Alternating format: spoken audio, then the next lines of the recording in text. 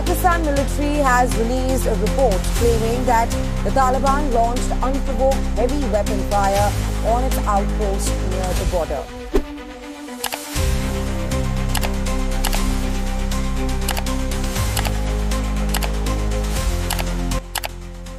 বন্ধুরা নমস্কার।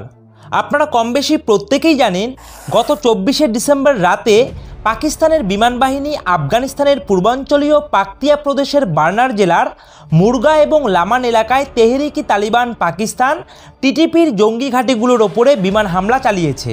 সোজা কথায় পাকিস্তানের বিমান বাহিনী আফগানিস্তানের ওপর সার্জিক্যাল স্ট্রাইক করেছে এবং এরপর এই আক্রমণের ভিডিও প্রকাশ করে জানিয়েছে যে তারা তেহরিকি তালিবান পাকিস্তান বা টিটিপির গোপন আস্তানায় হামলা করে 15 জন তালিবানি যোদ্ধাদের হত্যা করেছে। অবশ্য আফগানিস্তানে তালিবান সরকার থেকে বলা হয়েছে যে পাকিস্তানের এই এয়ার স্ট্রাইকে 15 জনের বেশি মানুষ মারা গেছে। তাদের মধ্যে কয়েকজন বেসামরিক ব্যক্তি ছিল, এমনকি নারী ও শিশু পর্যন্ত ছিল। তারা আরও জানিয়েছে যে এই সংখ্যাটা আরও বাড়তে পারে। এই ঘটনার পরে আফগানিস্তানের তালিবান সরকার ঘোষণা করেছে যে আফগানিস্তানের মাটিতে পাকিস্তানের এরকম আক্রমণ আসলে আফগানিস্তানের সার্বভৌমত্বের ওপরে আঘাত। তাই কোনো অবস্থাতেই আফগানিস্তানের ওপর এই ধরনের আক্রমণকে তারা মেনে নেবে না এবং অবশ্যই আফগানিস্তানের প্রতিশোধ নেবে। এখন আফগানিস্তানের তালিবান সম্পর্কে গোটা বিশ্ব জানে যে তারা কতটা অ্যাগ্রেসিভ। তো কথা মতো তারা কিন্তু পরদিনই 15,000 তালিবানি যোদ্ধা হেরাত, কান্দাহার এবং কাবুল থেকে পাকিস্তানের উত্তর পশ্চিম খাইবার পাখতুন প্রদেশের মির আলী সীমান্তের দিকে অগ্রসর হতে শুরু করেছে। আর এই পরিস্থিতিতে পাকিস্তান আফগানিস্তানের সীমানায় উত্তেজনা বাড়তে বাড়তে এমন জায়গায় পৌঁছেছে যে পাকিস্তান এবং আফগানিস্তানের মধ্যে রীতিমতো যুদ্ধের পরিস্থিতি তৈরি হয়েছে।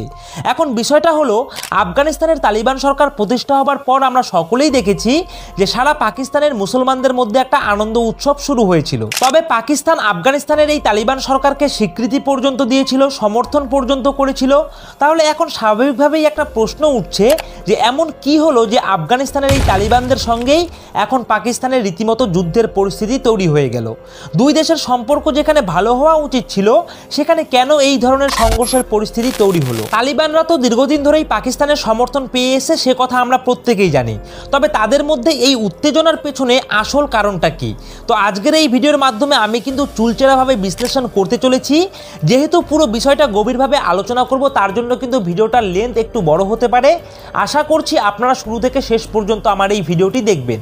তার আগে বলে রাখি, অবশ্যই ভিডিওটিতে একটি লাইক করে দেবেন। আর আপনারা যারা নতুন রয়েছেন অবশ্যই কিন্তু আপনারা আমাদের এই চ্যানেলটিকে সাবস্ক্রাইব করে দিয়ে পাশে থাকা বেল আইকনটিকে বাজিয়ে দেবেন। আর ভিডিওটিতে লাইক করবার জন্য আপনাদের প্রত্যেককে অসংখ্য অসংখ্য ধন্যবাদ। তো চলুন এবার সবটা শুরু থেকে শুরু করা যাক। দেখুন, পাকিস্তান এবং আফগানিস্তানের মধ্যে দীর্ঘদিন ধরে চলা এই উত্তেজনার মূল ঐতিহাসিক কারণটাই হলো ডুরান্ট লাইন। এবার ডুরান্ট লাইন হলো পাকিস্তান এবং আফগানিস্তানের মধ্যে 2670 কিলোমিটার দীর্ঘ একটি সীমান্ত, যেটা 1893 সালে ব্রিটিশ শাসন আমলে নির্ধারিত হয়েছিল। ব্রিটিশ কর্মকর্তা স্যার মার্টিমার ডুরান্ট এই সীমারেখা নির্ধারণ করেছিলেন। তখন থেকে এই সীমান্ত ডুরান্ট লাইন নামে পরিচিত। তখন ডুরান্ট লাইন টানার সময় এই সীমান্ত লাইনের পাশে থাকা স্থানীয় জনগোষ্ঠী বা জাতিগোষ্ঠীর জাতিগত এবং সাংস্কৃতিক বৈশিষ্ট্য বা পরিচয়কে কিন্তু বিবেচনার মধ্যে আনা হয়নি। বিষয়টা কীরকম? আসলে ডুরান্ট লাইন সীমান্তের দুই পাশে মূলত পশতুন জনগোষ্ঠী বাস করত। ফলে ডুরান্ট লাইন টানার ফলে পশতুন জনগোষ্ঠী দুভাগে বিভক্ত হয়ে যায়। এক ভাগ চলে যায় আফগানিস্তানে আর আরেক ভাগ পড়ে কিন্তু পাকিস্তানের অংশে। আর এই পশতুন জনগোষ্ঠীর ভাষা, সংস্কৃতি এবং রাজনীতির দিক থেকে তারা কিন্তু সবসময় নিজেদেরকে আফগানিস্তানের আফগান মানুষ বলেই মনে করত। তাই ডুরান্ট লাইন টানার ফলে একটা বড় অংশের পশতুন জনগোষ্ঠী পাকিস্তানের অংশ হিসাবে চিহ্নিত হলে তখন থেকেই এরা কিন্তু আফগানিস্তানের অংশ হওয়ার জন্য বিদ্রোহী হয়ে ওঠে। আর এই সীমান্ত নিয়ে বিরোধ এবং জাতিগত বিভাজনে কিন্তু পাকিস্তান এবং আফগানিস্তান এই দুই দেশের মধ্যে একটা দীর্ঘস্থায়ী উত্তেজনার মূল কারণ। ঐতিহাসিকভাবে আফগানিস্তান একাধিকবার এই ডুরান্ট লাইনের এপারের অঞ্চল অর্থাৎ পাক অকুপাইড আফগানিস্তান পশতুন প্রভিন্সকে দখল করার চেষ্টা করেছে। 1919 সালে তৃতীয় অ্যাংলো আফগান যুদ্ধে তারা এই লক্ষ্য নিয়েই কিন্তু লড়াই করেছিল। অবশ্য সেই যুদ্ধে আফগানিস্তানের পরাজয় হয়। তবে 1947 সাল পর্যন্ত আর এই সীমান্ত নিয়ে কিন্তু কোনো বড় রকমের সংঘর্ষ তৈরি হয়নি এবং এরপরে যখন 1947 সালে ভারত এবং পাকিস্তান আলাদা হলো সে সময় আফগানিস্তানের রাজা মনে করলেন যে এই সবে সবে গঠন হওয়া পাকিস্তান এখন অনেকটাই দুর্বল, তাই এই সুযোগে তারা অনায়াসে পাকিস্তানের দখলে থাকা পশতুন অঞ্চলটাকে দখল করে নিতে পারবে। সেই মতো আফগান রাজা তার সেনাবাহিনীকে পাকিস্তানের পশতুন অধ্যুষিত সীমান্ত অঞ্চল আক্রমণ চালানোর কিন্তু নির্দেশ দিয়েছিলেন। তবে পাকিস্তান তখন ব্রিটিশ ইন্ডিয়ার আর্মির সামরিক সজ্জিত থাকার কারণে সেই যুদ্ধে কিন্তু কিছু অংশ আফগানিস্তানের হাতে এলেও বেশিরভাগ এলাকা কিন্তু তখনও পাকিস্তানের নিয়ন্ত্রণেই রয়ে যায় এবং পরবর্তীকালে 1951 সালে পাকিস্তানের প্রথম প্রধানমন্ত্রী লিয়াকত আলী খানকে একজন সাধারণ আফগান নাগরিক গুলি করে হত্যা করেন এবং এই ঘটনার পরে পাকিস্তানের আফগান মনোভাব কিন্তু বেড়ে যায়। পাকিস্তানের আভ্যন্তরে আফগান গণহত্যা শুরু হলে পাকিস্তানের ভেতরে থাকা আফগান পাশতুন অঞ্চলের মানুষদের মধ্যে পাকিস্তান থেকে বিচ্ছিন্ন হওয়ার ইচ্ছা কিন্তু তীব্রতর হয়। এরপর 1961 সালে আফগানিস্তান আবার পাকিস্তানের সীমান্তবর্তী পশতুন অঞ্চল দখলের চেষ্টা করে। সেবার সোভিয়েত ইউনিয়ন সরাসরি আফগানিস্তানকে সমর্থন করলে কোল্ড ওয়ার বা শীতল যুদ্ধের প্রেক্ষাপটে যুক্তরাষ্ট্র কিন্তু পাকিস্তানকে সমর্থন করে। ফলে 1961 সালের এই যুদ্ধে আফগানিস্তান কিন্তু আরও একবার পাকিস্তানের কাছে পরাজিত হয়। এরপর 1980-র দশকে আফগানিস্তানের রাজনীতিতে নাটকীয় পরিবর্তন আসে, সেটা কিন্তু আমরা প্রত্যেকে কম বেশি জানি। অর্থাৎ আফগান রাজাকে সরিয়ে সোভিয়েত ইউনিয়নের মদতপুষ্ট একটা নতুন সরকার কিন্তু গঠিত হয় আফগানিস্তানে এবং আফগানিস্তানে যদিও কিছুদিনের মধ্যেই আমেরিকার উস্কানিতে আফগান জনগণ কিন্তু এই সরকারের বিরুদ্ধে একটা বিদ্রোহ করে আর এই বিদ্রোহীদেরকে কিন্তু যুক্তরাষ্ট্র এবং পাকিস্তান সক্রিয়ভাবে সমর্থন করতে শুরু করে। সোজা কথায় আফগানিস্তানের মাটি সোভিয়েত ইউনিয়ন এবং আমেরিকার যুদ্ধক্ষেত্রে কিন্তু পরিণত হয় আর আফগানিস্তান প্রায় এক দশকের বেশি সময় ধরে এই গৃহযুদ্ধে কিন্তু নিমজ্জিত হয়ে পড়ে। মানে এই গৃহযুদ্ধে নতুন আফগান সরকারকে সমর্থন দিচ্ছিল সোভিয়েত ইউনিয়ন আর যুক্তরাষ্ট্র ও পাকিস্তান মিলিতভাবে কিন্তু আফগানিস্তানের মুজাহিদিন নামক ধর্মীয় যোদ্ধাদেরকে সমর্থন করছিল যারা সোভিয়েতপন্থী আফগান সরকারের বিরুদ্ধে লড়ছিল। আশা করি এই ব্যাপারটা আমি আপনাদের বোঝাতে পারলাম।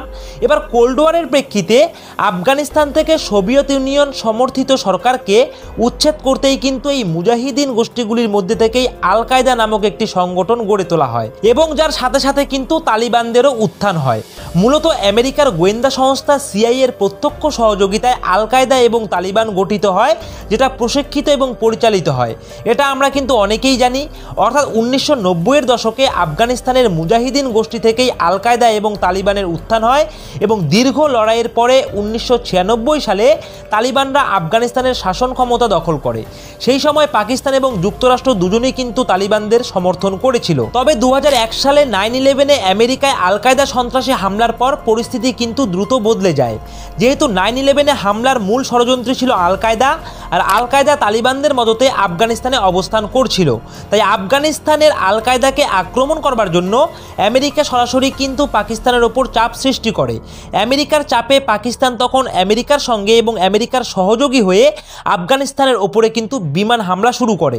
ফলে আফগানিস্তানের তালিবানরা কিন্তু পাকিস্তানের চিরশত্রুতে পরিণত হয়ে যায় এবং তালিবানরা কিন্তু পাকিস্তানের অধিকৃত পশতুন অঞ্চলকে দখল করার ব্যাপারে আরও একবার কিন্তু দৃঢ় প্রতিজ্ঞ হয়ে ওঠে এবং সেই প্রতিজ্ঞা থেকেই পরবর্তীতে পাকিস্তানের অভ্যন্তরে একটা নতুন গোষ্ঠী তেহরিকি তালিবান অর্থাৎ টিটিপি প্রতিষ্ঠা করে। যদিও এই তেহরিকি তালিবান পাকিস্তান এই টিটিপি একটা স্বতন্ত্র সংগঠন, তবে 2010 সালের মধ্যে এই পাকিস্তান তালিবান এতটাই শক্তিশালী হয়ে ওঠে যে তারা মূল তালিবানের চেয়েও প্রভাবশালী হয়ে ওঠে।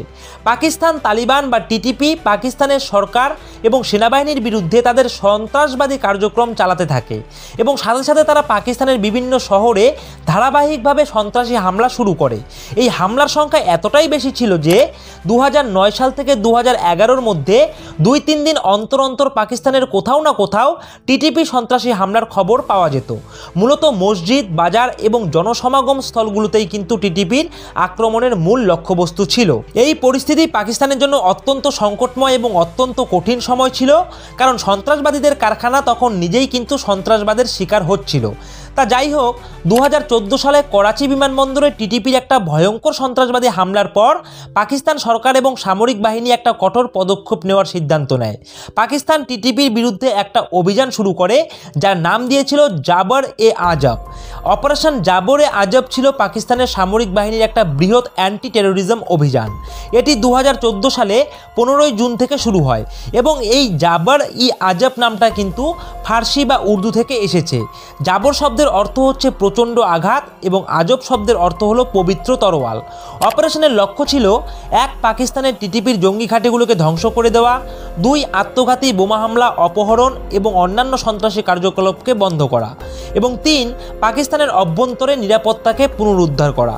এই অভিযানে পাক আর্মি টিটিপির সমর্থিত উপজাতি এবং গ্রামগুলির ওপরে আক্রমণ করে। মূলত ওয়াজিস্তান এবং খাইবার পাখতুনখোয়া অন্তর্ভুক্ত এলাকাগুলোতেই কিন্তু আক্রমণ চালানো হয়। এই সময় আমেরিকা, ব্রিটেন এবং ইউএই অফিসিয়ালিভাবে কিন্তু টিটিপিকে একটা সন্ত্রাসবাদী সংগঠন হিসাবে ঘোষণাও করেছিল। তবে যেহেতু টিটিপি কখনো সরাসরি ভারতকে আক্রমণ করেনি, তাই ভারত এই সংগঠনটিকে কিন্তু কখনোই সন্ত্রাসবাদী সংগঠন হিসাবে চিহ্নিত করেনি বা ঘোষণাও করেনি। অপারেশন জাবর-e-আজবের পর পাকিস্তান প্রাথমিকভাবে কিছু সাফল্য পেলেও কিন্তু পাকিস্তান টিটিপির হামলা থেকে কিন্তু কখনোই সম্পূর্ণভাবে মুক্ত হতে পারেনি। টিটিপির যোদ্ধারা পাকিস্তানে হামলা করার পরে আফগানিস্তানে পালিয়ে যেত, কারণ পাক আফগান সীমান্ত তখনও কিন্তু খোলা ছিল এবং ডুরান্ট লাইনের ওপরে কিন্তু সেই অর্থে কোনো প্রাচীর ছিল না। টিটিপির এই হামলায় হাঁপিয়ে উঠে 2016 সালের কাছাকাছি সময়ে পাকিস্তান এই ডুরান্ট লাইন সীমান্তে প্রাচীর নির্মাণ শুরু করেছিল এবং বর্তমানে ডুরান্ট লাইনের বেশিরভাগ সীমান্তেই কিন্তু নিরাপত্তা ব্যবস্থা সুনিশ্চিত হয়েছে। তবে কিছু কিছু জায়গায় এখনও প্রাচীর নির্মাণ কিন্তু হয়নি। এরপর আমরা সবাই জানি 2021 সালে তালিবান আফগানিস্তানের ক্ষমতা দখল করে আর আমেরিকা তাদের সেনাবাহিনীকে আফগানিস্তান থেকে প্রত্যাহার করে নেয়। তালিবান 2.0 আফগানিস্তানের সরকার গঠনের পর ঘোষণা করে তারা আর কোনো সন্ত্রাসী কার্যক্রমকে সমর্থন করে না এবং তারা এখন কেবলমাত্র নিজেদের দেশকে পুনর্গঠনের ব্যাপারেই ভীষণ রকমের মনোযোগী হবে। যদিও পাকিস্তান দাবি করে যে আফগানিস্তানে তালিবান সরকার 100% টিটিপিকে সমর্থন করছে আর পাকিস্তানে বর্তমানে যত সন্ত্রাসী ঘটনা ঘটছে সেগুলো আফগানিস্তানের তালিবান সরকারের সমর্থনেই নাকি সংগঠিত হচ্ছে। শুধু তাই নয়, পাকিস্তান সরকার অফিসিয়ালিভাবে বলে যে এই সব সন্ত্রাসবাদী আক্রমণের ঘটনা আসলে পাকিস্তানের পশতুন প্রদেশকে অধিকার করে নেওয়ার জন্যই নাকি আফগানিস্তান ইচ্ছাকৃতভাবে বছরের পর বছর ধরে চালিয়ে যাচ্ছে। আর তাই গত 24শে ডিসেম্বর রাতে পাকিস্তানের বিমান বাহিনী আফগানিস্তানের পূর্বাঞ্চলীয় পাকতিয়া প্রদেশের বার্নার জেলার মুরগা এবং লামান এলাকাতে তেহরিক-ই-তালিবান পাকিস্তান টিটিপির জঙ্গি ঘাঁটিগুলির ওপর বিমান হামলা চালায়। সোজা কথায় পাকিস্তানের বিমান বাহিনী আফগানিস্তানের ওপর সার্জিক্যাল স্ট্রাইক করে এবং এরপরে পাকিস্তান এই আক্রমণের ভিডিও প্রকাশ করে জানায় যে তারা তেহরিক-ই-তালিবান পাকিস্তান বা টিটিপির গোপন আস্তানায় বোমা হামলা করে 15 জন তালিবানি সন্ত্রাসীকে হত্যা করে ফেলেছে। অবশ্য আফগানিস্তানে তালিবান সরকারের পক্ষ থেকে বলা হয়েছে যে পাকিস্তানের এই এয়ার স্ট্রাইকে যে 15 জনের বেশি মানুষ মারা গেছে তাদের মধ্যে কয়েকজন বেসামরিক ব্যক্তি ছিল, এমনকি নারী ও শিশুও ছিল। তারা আরও জানিয়েছে যে এই সংখ্যাটা হয়তো আরও বেশি বাড়তে পারে এবং এই ঘটনার পরে আফগানিস্তানের তালিবান সরকার ঘোষণা করেছে যে আফগানিস্তানের ভূখণ্ডে পাকিস্তানের এরকম আক্রমণ আসলে আফগানিস্তানের সার্বভৌমত্বকেই আঘাত করে আর তাই তারা কোনো অবস্থাতেই আফগানিস্তান পাকিস্তানের এই আক্রমণকে মেনে নেবে না এবং তারা পাল্টা প্রতিশোধ অবশ্যই নেবে। এখন আফগানিস্তানে তালিবানের যেমন কথা তেমন কাজ, আমরা এটা সবাই জানি। কথা মতো পরের দিনই 15,000 তালিবানি সেনা হেরাত, কান্দাহার এবং কাবুল থেকে পাকিস্তানের উত্তর পশ্চিমের খাইবার পাখতুনখোয়া মিরালি সীমান্তের দিকে কিন্তু ধীরে ধীরে অগ্রসর হতে শুরু করেছে। আর এই পরিস্থিতিতে পাকিস্তান আফগানিস্তানের সীমান্তে উত্তেজনা বাড়তে বাড়তে এমন জায়গায় গিয়ে পৌঁছেছে যে পাকিস্তান আফগানিস্তানের মধ্যে রীতিমতো যুদ্ধের পরিস্থিতি তৈরি হয়ে গেছে। এখন যে সময় আমি এই ভিডিওটি বানাচ্ছি এই মুহূর্ত পর্যন্ত খবর পাকিস্তান উত্তর পশ্চিম সীমান্তে একটি সেনা পোস্ট খুইয়ে বসেছে আর দুজনের মৃত্যু ঘটেছে এবং এই দুজন পাকিস্তানি সেনা নাকি অন্য কেউ, সে বিষয়ে প্রপার রিপোর্ট কিন্তু এখনও আমরা হাতে পাইনি। তবে তালিবান যোদ্ধারা পাকিস্তান সীমান্তে আক্রমণ করা শুরু করেছে এবং পাকিস্তানও কিন্তু পাল্টা সেনা মোতায়েন করা শুরু করেছে ওই সীমান্তে। এখন পাকিস্তান আর আফগানিস্তানের মধ্যে একটা ফুল ফেজে যুদ্ধ হবে কিনা সেটা কিন্তু সময় কথা বলবে। সেক্ষেত্রে নতুন ভিডিও বানিয়ে আমি কিন্তু বিস্তারিতভাবে আবার কিন্তু বিষয়গুলি নিয়ে আলোচনা করব এবং আজকের এই ভিডিওটাতে কিন্তু আমি পাকিস্তান এবং আফগানিস্তানের মধ্যে যে ঐতিহাসিক শত্রুতার বিষয়টা সেটা নিয়ে কিন্তু বিস্তারিত ব্যাখ্যা করে বললাম। তো এই হলো কিন্তু পুরো গল্প। আশা করি সম্পূর্ণ ইতিহাসটা আপনাদের বোঝাতে পেরেছি। এখন ভিডিওটা যদি আপনাদের ভালো লেগে থাকে তাহলে অবশ্যই ভিডিওটিতে একটি লাইক করে দেবেন। আর আপনারা প্রতিনিয়ত জিওপলিটিক্স সম্বন্ধিত ভিডিও পাওয়ার জন্য অবশ্যই আপনারা আমাদের এই নিউজ জিওপলিটিক্স ইউটিউব চ্যানেলটিকে সাবস্ক্রাইব করে দিয়ে পাশে থাকা বেল আইকনটিকে বাজিয়ে দেবেন। আর ভিডিওটিতে লাইক করার জন্য আপনাদের অসংখ্য ধন্যবাদ। তো আজকের ভিডিওটি এখানেই শেষ করছি। জয় হিন্দ, জয় ভারত।